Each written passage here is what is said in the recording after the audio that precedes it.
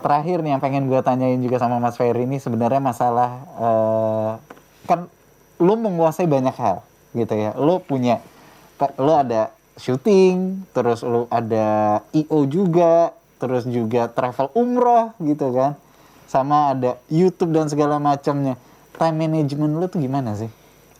Cara lu mengatur itu untuk bisa jadi rapi itu seperti apa? Sebenarnya gini, nobody's perfect lah ya, dalam artian banyak hal yang pengen gue lakukan, tapi kadang-kadang keterbatasan waktu, keterbatasan keterbatasan segalanya lah, adalah segala macam. Nah, gue termasuk orang yang benar-benar tight sama schedule. Dalam artian bukan negosiasi, bukan. Gue cuma pengen semua itu bisa berjalan signifikan, berjalan sesuai plan. Jadi kayak gue memikirkan ini, tanggal 21 besok kita kick off untuk unit linknya usaha gue, label company.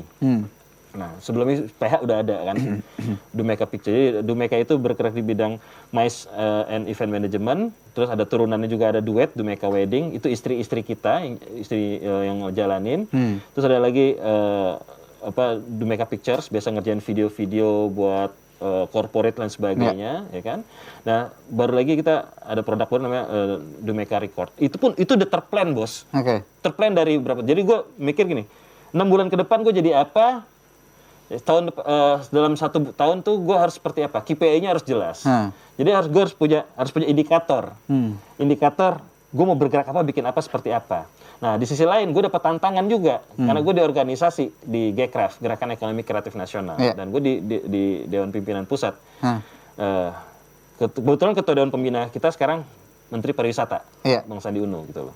Pokoknya gimana caranya lu harus jadi role model untuk pelaku industri kreatif dan juga UMKM. Gue mikir, bro, tapi gue nih sibuk. Lu harus bisa. Akhirnya karena gue suka masak tadi, gue bikin ramuan lah, makan segala macam, trial and error. Akhirnya gue bikin desain sendiri, cari bahan baku sendiri, ngebidanin semua, bikin resep sendiri. Akhirnya gue jual. Alhamdulillah, feedbacknya alhamdulillah bagus, luar biasa. Dan sekarang kita punya stokis lumayan rata lah, sampai di Jogja, sampai di Bandung segala macam.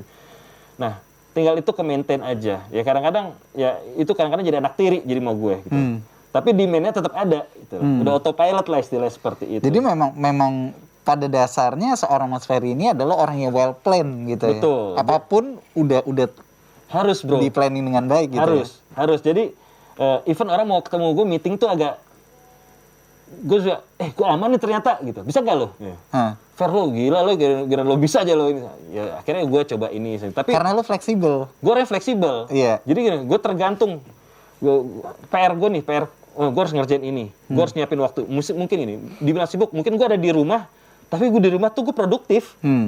Gue bisa di depan laptop itu bisa berjam-jam untuk ngerjain program, bikin apa segala macam gitu. Bukannya gue di rumah tuh santai gitu. Jadi kalaupun orang fair, tapi lo ada di rumah terus lo datang ke rumah, tetapnya gue nggak bisa ngeladenin lo karena gue lagi deadline ini gitu loh. Jadi bener-bener sesuatu itu harus gue bidanin dulu.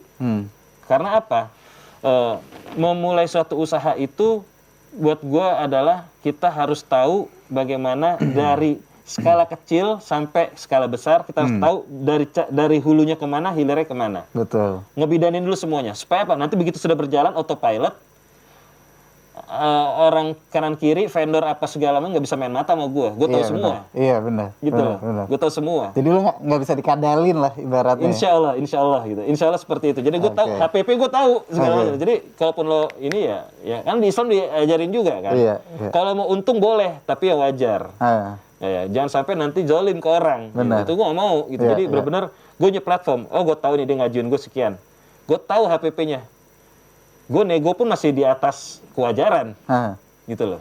Nih, oke bang, proof. Gue tahu pasti dia akan shake hand sama gue kan, karena masih masuk. Masih masuk di dia. Nah, karena buat gue juga masih aman gitu. Jadi win-winnya seperti itu. Kadang-kadang ada juga kan orang tahu HPP tuh dicekek orang ini. Karena gue tahu rasanya dicekek seperti apa gitu sama klien. Jadi hal-hal seperti itulah yang selalu gue jalanin. Gitu. Siap.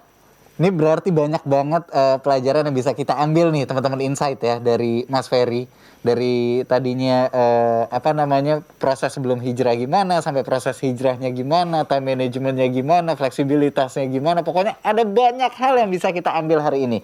Intinya apapun yang teman-teman insight dengerin hari ini, kalau ada perbedaan jangan pernah diambil baper sama sekali ya. Jauh di lubuk hati kita bisa tahu nilai-nilai kebaikan dan juga kebenaran. Akhirnya Mas Ferry pamit undur diri. Terima kasih banyak, Wip. Sama-sama, saya Sahil Mulahela juga pamit undur diri. Kita ketemu lagi di episode berikutnya. Salata Isnan Wahid. Wassalamualaikum warahmatullahi wabarakatuh. Waalaikumsalam warahmatullahi wabarakatuh.